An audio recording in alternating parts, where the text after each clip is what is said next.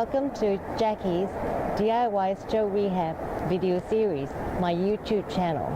It includes hints, tips and techniques to improve. I still have walking challenges, but I do one-handed, pottery, craft and travel, to name a few activities since my stroke. Please subscribe to my channel. Hi Jacqui, so thank you very much for coming in today to help the first year students out with their learning. The purpose of the interview today is to give our students an understanding of how your stroke has affected your physical function in terms of what you can do and what you have difficulty doing since your stroke. Okay. Right. So just to start off with, if I can just ask you a couple of questions about your background.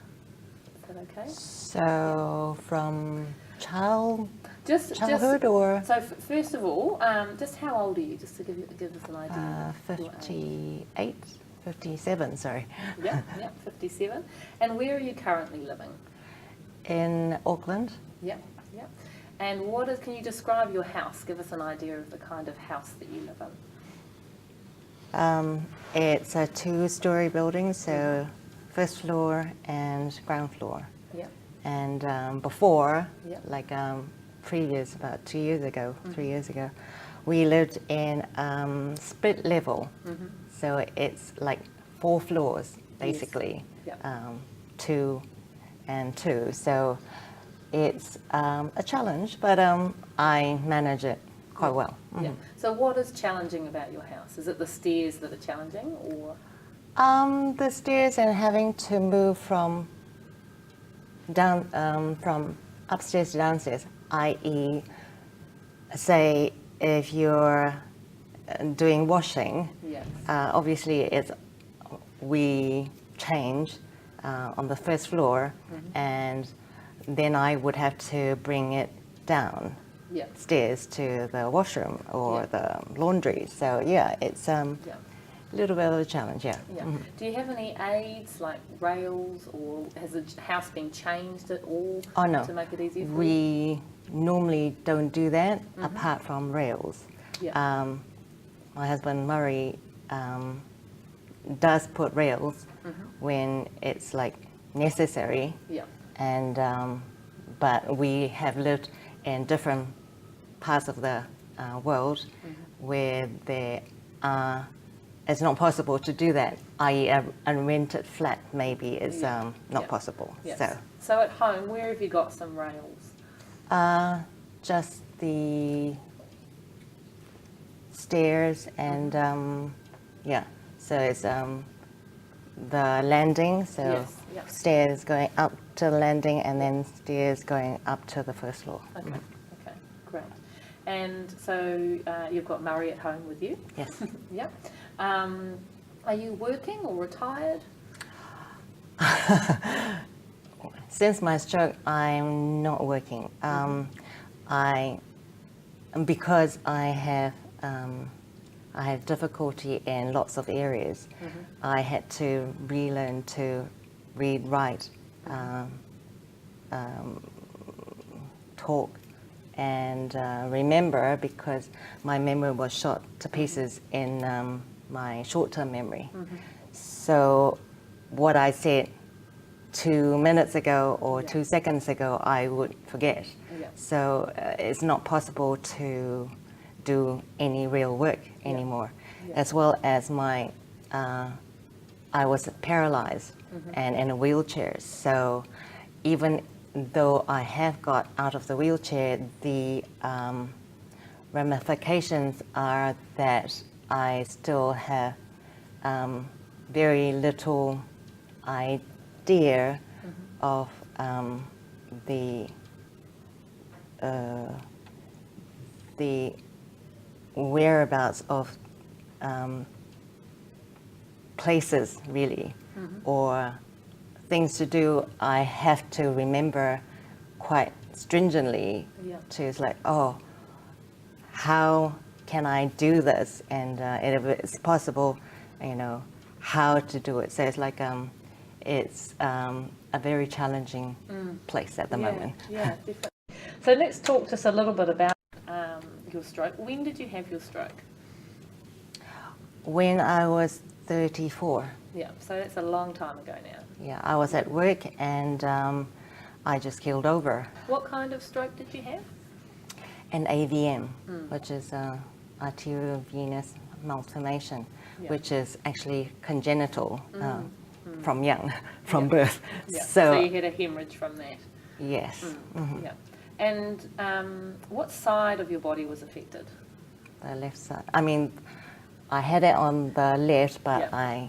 the ramifications Yeah. were from the right. Yeah. On the right side of your body. And were you right-handed or left-handed before the stroke? Right-handed. Yeah, so that's challenging, isn't it? Yes, because Incredibly we were traveling, obviously, in UK as our overseas experience, and we had lots of travelers' checks still to be cashed, to be used in cash, and obviously I had right-handed signatures on their travelers' checks. It's like, oh dear. That's So, challenging. Yeah. yes. Yeah. So it affected your right arm Yes. and your right leg. Was your speech affected as well? You talked a little bit about how you had to learn to speak again. I couldn't speak. I could say yes and no, but I actually didn't mean yes or no, because by the time I managed to pronounce yes, it was like 10 minutes. And lots of questions have been, asked after that. So it's just, what did she mean? Yes to the first question, or to the last question, or in between questions. And then I got stuck saying yes. I couldn't say no for some reason, because the wires got crossed. And so if I said red, because Murray wheels me in the car park, whatever, and said, what's the color of cars? So I said, okay. I thought about it and said, finally red. And then I got stuck with saying red because the flashes of color was blue and for the next one and green for the next one, but I just keep saying red. So did you know what you wanted to say, but just couldn't say it? Yes, it's just frustrating. It must have been incredibly frustrating. Yeah. And so how is your speech now?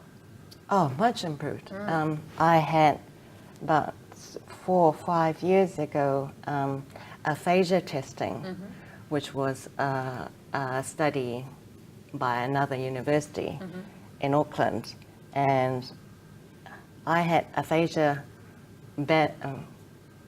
quite severe aphasia after the stroke, and but I had never been tested. So it's like 23 years or 21 years or whatever since then, the first time to do it again, and it was just incredible because I remember one of the tests was similar, and I think it was you had to list down or think about and list the types of animals you knew. And before, I distinctly remember this, at the hospital in London, I couldn't say anything because it was just blank. And my thoughts were blank because it was just, I think, it was, just blank. And now the tester was quite surprised that I couldn't manage to name 10 or whatever in that space of time. So I think it's much improved, and also the rest of the research. I can't remember now. Do you still have some difficulty finding the right words? Do you Yes. find you have to think a little bit? Yes. So that still happens a bit. And also, I lose my train of thought completely. Yeah. So like, Yeah. okay. That's okay. That's okay. I just want to ask you a little bit about kind of everyday activities that you do.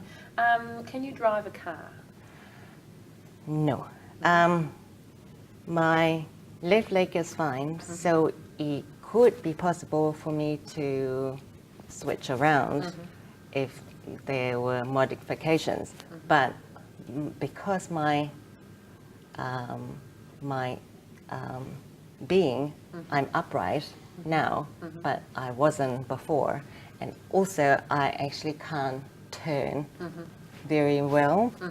And so I think it's quite a challenge for me to get in and drive when I'm, you know, I would be quite,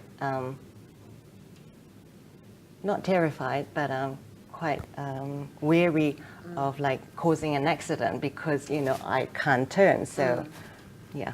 Yeah, sure. Are you able to prepare food and meals?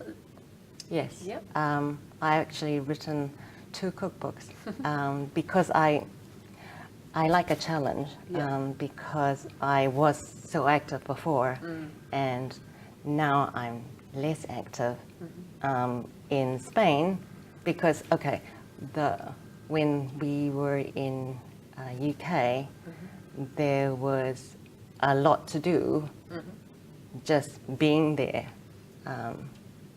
And then in Spain, there was nothing to do except being there and being in the sunshine because UK is cold and wet and you actually don't want to go out much. So I did walking in UK in the shopping centres, just trying to walk. Yeah. And in Spain, there is opportunity to walk better because of sand dunes being close to the beach and walking in like polished floors. So it's like a challenge, whatever way you think about it. Yep. So, Yep. and I So forgot are you it. able to walk on the beach? Yes, Yep. And polished floors, are they a challenge for you, polished floors? yes. Yeah. Uh-huh. Any other kind of situations if you're walking that are a little bit more challenging? Wet floors, obviously. Wet floors, Yeah. Yeah. And more than wet floors, wet surfaces, basically, Yes. because Yeah. I can trip or whatever. And I have, before I used AFO, leg brace, Yeah. I didn't have it for about 3 years after the stroke Yeah. because the doctors were hoping to have me without the use of AFOs or whatever. But I kept falling and I took mincing steps because I was so afraid of falling and doing more damage to myself. Yeah. And I twisted my ankle quite a lot of times. So that's why I have the AFO. Yeah. And I think it's better and I can walk better, stronger, wider steps. With the AFO. Yeah. And do you still fall? Sometimes Yep. when I don't have the AFO. Yep. So if you're not wearing the AFO, you're more unsteady or you tend Yes. to trip. Yep. Any other situations where you feel less steady or unbalanced? With the AFO? With or without the AFO? Yeah. Maybe with the AFO. I suppose when I do things out of the ordinary, because on normal surfaces with me being able to look down because I can't feel 3/4 of my being on the right hand side. It's getting better, obviously, but before it was like 90%. I couldn't feel. Yeah. So and I've forgotten the. That's okay. So any kind of situations, so if you're out and you're walking, are there any situations where you feel like it's quite unsafe and you'd be quite Right. unconfident about walking in those situations? Well, I would talk about being away on holidays because, as I said, I quite like a challenge. And I used to like going to ruins and Yes. archaeological like places. Yeah. And when we went to Herculaneum, and we decided not to go to Pompeii, which is the Vesuvius blow up thing, because we had done it before my stroke, and Herculaneum is smaller and more easily manageable. But still, I think I was quite tired by the time I actually tripped. Yep. So I tripped about 2 hours or 3 hours Okay. just as we were leaving Yep. Herculaneum. Yep. And I was like, and because I was like, I think I stood on a rock. Because it's often quite uneven surfaces That's right, in yeah. places like that. Yeah. So, Yeah. so it's Okay. possible Yeah. even with the AFO, but Yeah. still, I think it would have been worse Yeah. without the AFO, obviously. Oh, well, actually, I wouldn't have done it because I am not able to walk very much outside of this room. Possibly. If just thinking about how you're walking at the moment in New Zealand, so do you go to walk around the supermarkets, go to the supermarket for shopping, go to malls? Yes, and go to do IY like Mitre 10 and Bunnings, Yep, and yep. do a look like Yep. Murray does, like whatever he does, Yep. and I walk. Yeah, yeah. How far can you walk, or for how long can you walk? When you were saying that you were kind of on your feet for a few hours overseas, but how, if you go for a big walk, how long would you walk for? Shopping all day. So you could Right. walk all day? Yeah. Yep. Shopping. Shopping. If it's shopping, all day. All day if there's shopping. Fantastic. With just thinking about your hand, so you talked about that. So do you prepare the meals at home? Yes. Yeah. Do you eat with both of your hands, or do you eat with just one hand? No, I am not able to use any implements. In fact, I'm quite challenged in that I only can help the right hand to open and close, and that's it. Okay. Before, I couldn't even do that. Yeah. I can raise my shoulder from sort of there, like but that's it as Yeah. well. Yeah. And I can possibly, Yeah. So if you were going to, do you go to restaurants and that kind of thing? yes, Yeah. I eat with one hand. You eat with one hand. Yes. So how do you cope with meat and those kind of things? Where Murray- so Murray helps for certain things. So Yeah. I don't eat. So I have to change my way of eating Yes. meals in restaurants or whatever. Yeah. I don't have things without with bones. Yeah. So you're selective when you're Yeah. choosing what you're going to eat. You're thinking about how am I going to manage. Yes, Yeah. because I remember that I think my workmate came to visit me after my return from hospital in London, and he invited me to go to lunch, which is fine. I thought, oh, what am I going to eat? Because it's Yeah. just, impossible, because I was still in, I think, a wheelchair. And I was like, oh dear. So I chose a salad dish, Yeah. thinking that it would be quite easy. Yes. But I chose a baby rocket salad. Yeah. So it was quite difficult to even eat anything. Yeah, yeah. So I thought, oh dear, maybe not rocket salad anymore. Yeah, it would be. And what about dressing yourself? Do you dress yourself and do your hair and Yes. you do all I that yourself? actually cut my own hair Yep. and color my own hair Yeah. because I couldn't, like in Spain, the hairdressers were great, I guess, but if you don't speak Spanish, it was just, how to say not so tightly curled or whatever. Yeah. And so they didn't do a very good job Yeah. the 2 times I went to them. Yeah. So I thought, right, I will cut my own hair. Yeah, So I did. So yeah, that's like 10 years ago until now. So. Yeah. Yeah. Wow.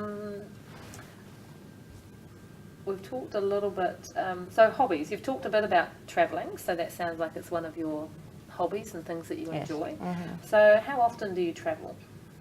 Once a year. Once a year? Mhm. Yep, yep. And are there any issues with travelling, like getting on the planes? Oh. Or... Yes. Well, I mean, now it's not so much of an issue because everybody has to do like immigration checks and things like that. But 10 years ago, people went through it like quick smart. I would have to, because the beeper will go whenever I had to walk through something.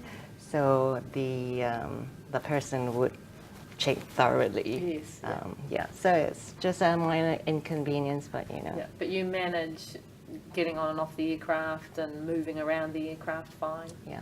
In and out of the small seats? Yes, gradually getting smaller. What other hobbies or leisure activities do you have? What do you enjoy doing? I do pottery. I did pottery a long time ago in London because I went to classes, night classes with my girlfriend, and we, you know, did pottery, wheel throwing as well. After the stroke, I thought, oh well, you know, one-handedness is like no way that I'm going to go back to pottery again. And when we came back to this country in New Zealand, it's like, oh, my friend said, you know, another friend said, why don't you like try pottery again? Oh, well, you know, can I? So I tried it, and it's been good ever since. So even though I have challenges doing it, because with pottery, clay is good, but you have to knead it, like knead, Yes. to be able to have it malleable enough to do something with it. Yeah. And my shoulder gets very tight very quickly because kneading it for like 10 minutes is more than enough.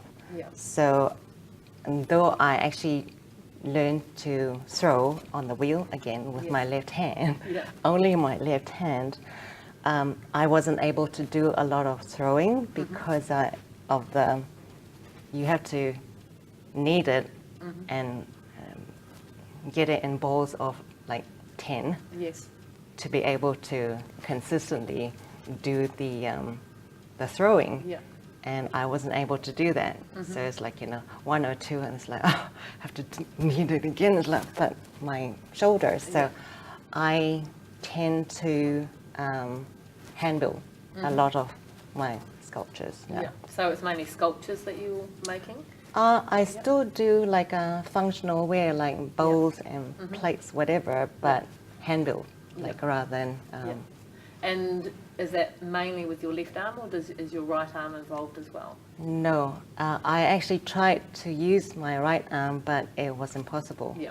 Yeah. Because in the first place, when I was actually learning how to throw again with my left hand, I thought, oh, that'll be easy. It's like, you know, just lean over, and I actually found it quite difficult to, because the wheel is spinning so fast, it could get caught, and I wouldn't realize it because it takes me some time to actually realize, oh, there's something wrong with it. Yeah.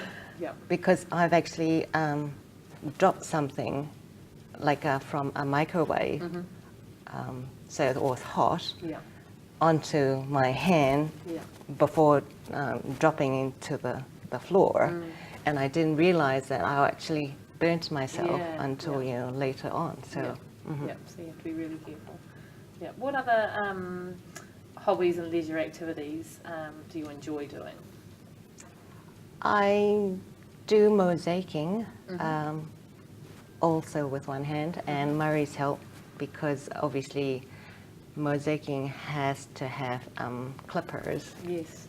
So he does them, or some other friends, or I use leftover things from, like, you know, his work, because Murray is like he does DIY for home, so he might have tiles left over. So if we don't use clippers, I just bash them. Yeah. And Yeah. And that works. that's right. Yeah. And I do silk painting, Oh, and wow. Yeah. I do photography, but yeah. Oh, neat. Is there anything that you would like to be able to do that you can't do at the moment? That's the yes. I said to Murray, 10 years and I'll be skiing again. Skiing, Okay, yeah. but you know, 20 years and 23 years, it's still not happening. But Yeah. I actually have like tried to get on the ski lift, Yeah. not for skiing, but just for sightseeing in Queenstown. And I found that, see, a lot of people don't actually devise systems where you can actually get on it quite quickly. And so I found that if the chairlift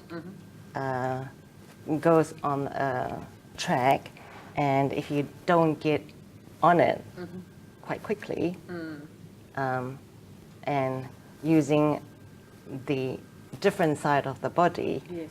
you don't get on it at all, Yeah.